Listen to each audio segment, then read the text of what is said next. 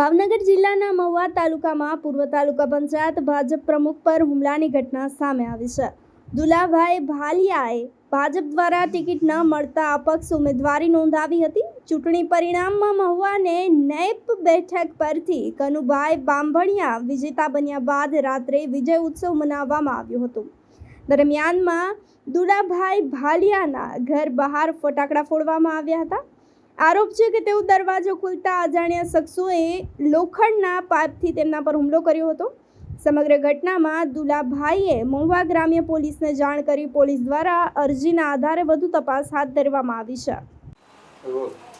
મારું નામ દુલાભાઈ ઓગળભાઈ ભાલિયા, મહુવા તાલુકા પંચાયત પૂર્વ પ્રમુખ, અને અત્યારે અપક્ષમાં મેં ફોર્મ ભરેલું હતું. મારી સામે કનુભાઈ સૌજીભાઈ બાંભણિયા ભાજપમાંથી લડતા હતા, બરાબર. તેનો વિજય થયો હતો, બરાબર.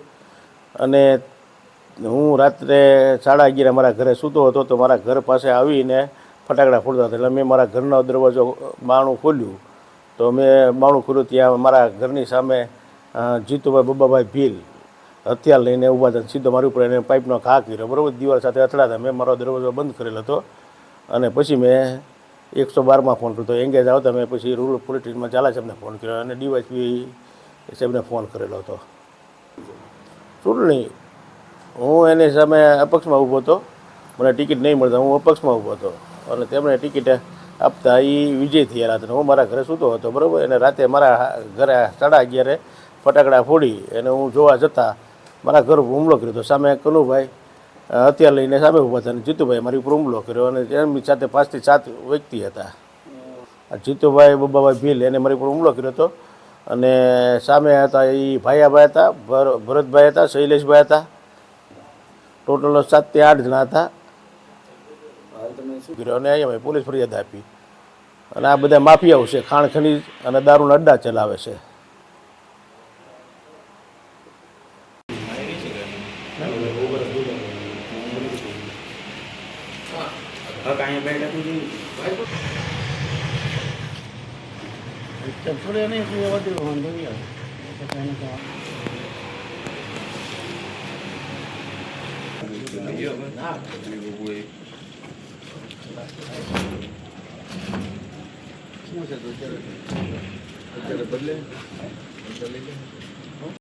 ये तो ले दो.